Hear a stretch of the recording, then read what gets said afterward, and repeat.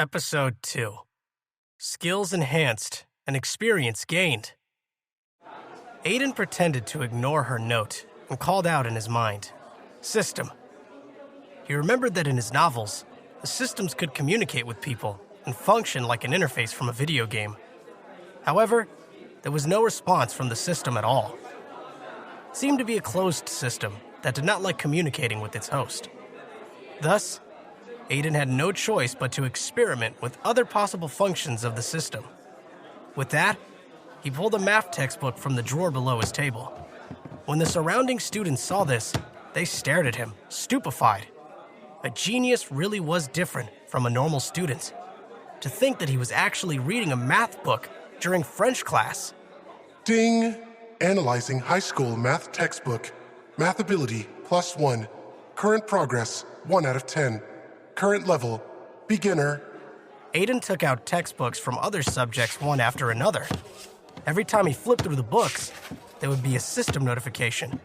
In a short session, his abilities in various subjects had been upgraded to master level, just like his French ability. With this in mind, he was now confident that as long as he was given one night, he would be able to learn every subject taught in the entire first year of high school. The corner of Aiden's mouth curled up slightly. He was excited for the potential of his new abilities. With this system, his life would definitely not be ordinary. All this time, Viola was watching him. She was not listening to the lecture at all. However, Aiden still ignored her, making her feel frustrated. At one point, she even checked her face in her compact mirror and began to doubt her own charm. Once school was over that afternoon, Aiden packed all his textbooks into his backpack to carry home, even for classes without any homework. As he squeezed the last book into the bulging bag, he realized Viola was staring at him and seemed prepared to follow him. Standing straight up with her head lowered slightly, her teeth bit into her lower lips as her hand tugged at the hem of her shirt. Aiden was 5'9" tall, while Viola wasn't quite 5'4" in her chunky shoes. From Aiden's height, he could see the back of Viola's snow-white neck. It was sweet. Aiden's heart skipped a beat, but his expression remained cold. "Hey, Viola, did you want something? If not, I've got to go." Viola raised her head and looked at Aiden with big, watery eyes. "I was just thinking that we'd take the same path home. Would you like to walk together? I was hoping to ask you a few questions on the way." Aiden sighed. When he had asked her to walk with him a few days earlier, all he got was a withering stare. But now, Viola was the one asking.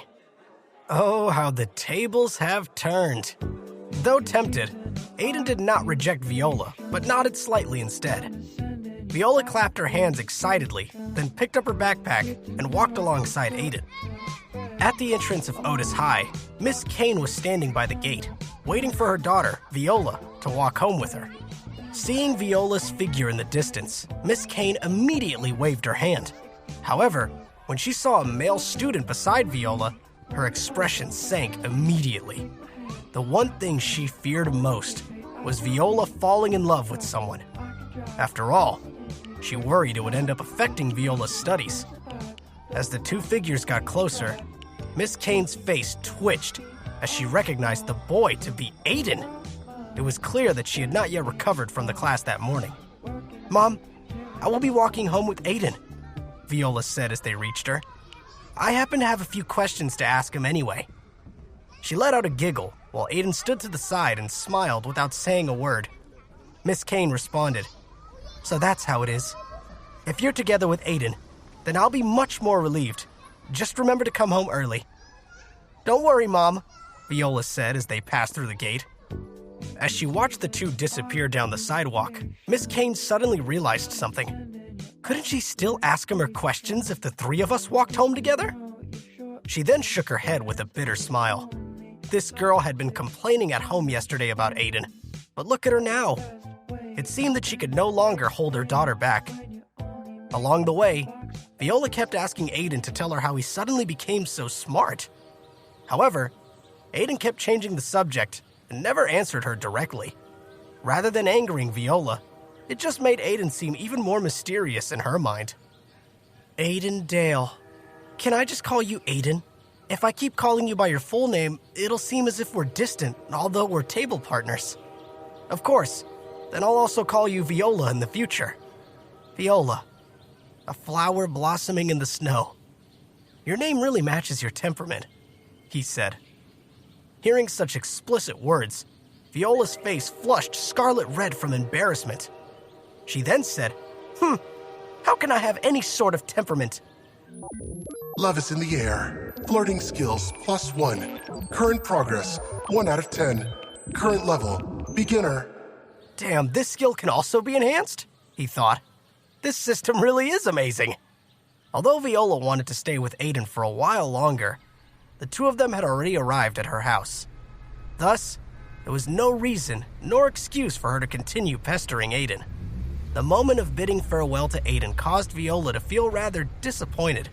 When she thought of meeting Aiden again the next day, however, a smile appeared on her face. On a street in the east side of Bayside District, there was a small, inconspicuous snack bar called Midnight Snack Corner. The door of the diner was not very big or grand, and the decorations seemed to have aged along with the place. Although it was already dinner time, there weren't many customers in the restaurant. Aiden walked up to the Midnight Snack Corner and shouted in his mind, I possess the power of the system now. From today onwards, no one can yell at me anymore. Stinking brat, what are you standing there for? Hurry up and get over here to help. A high-pitched voice suddenly resounded past Aiden's ears. Losing his previous bravado, Aiden walked into the store with his head lowered and said with an aloof tone, Mom, there are so few customers today. Why would you need my help? That's right, Aiden worked at the Midnight Snack Corner. This small restaurant had been passed down from Aiden's grandfather and was currently managed by his parents. However, the two of them clearly did not have many talents in business, as their management of the diner only got worse with each passing day.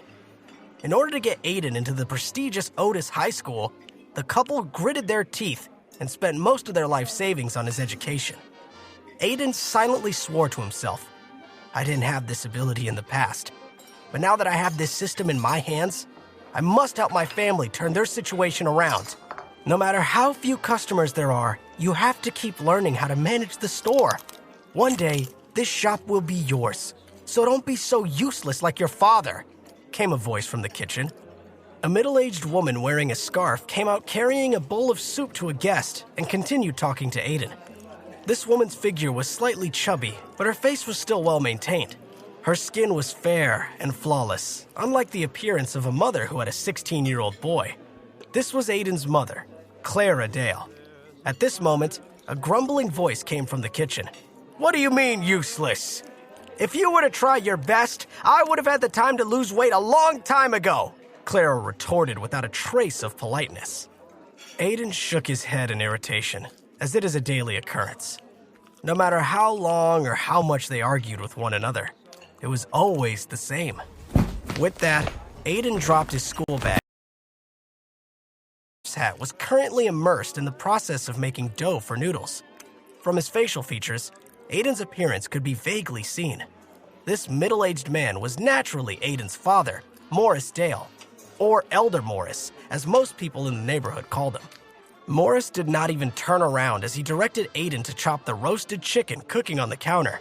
He then instructed, practice your proficiency with the knife. Over the years, his parents had gradually developed Aiden's culinary skills and knowledge for business, thinking he was not someone suited for studying. Aiden curled his lips and thought for a moment, but still could not muster up the courage to tell them what had happened today. After all, it wasn't the most believable story. He'd have to wait until the exam results were out so that he could use his report card to show his parents the changes in him. Only then would they even consider believing in him. He quickly washed his hands and went to prepare the chicken. However, the moment Aiden reached for a carving knife, the system's voice rang out in his head. Detecting culinary skills. Cooking ability +1. Current progress 1 out of 10. Current level beginner. Just as Aiden's eyes lit up in excitement, his knife working slowly became more quick and precise. Cooking ability +1, +1, +1. Current progress 11 out of 100. Cooking ability increased to proficient level. That feeling resurfaced yet again. The feeling of knowledge surging through his mind. After spending some time figuring things out, Aiden was beginning to understand the system's division between levels. If the experience points range between 1 and 10, the host would be placed in the beginner level. On the other hand, if the experience points range from 11 to some specific number, then you'll break through the proficient level. However, he still did not know what came after the proficient level or when the next level up might happen. After obtaining proficient level for his cooking ability, Aiden noticed that carving and cutting the chicken had become much easier. The crisp sound of the knife hitting the wooden board resounded through the kitchen in a consistent yet swift manner. Even Morris, who had his head lowered and was making noodles, noticed the sound. When did this brat learn to cut so fast? Morris turned his head and could not help but gape in surprise.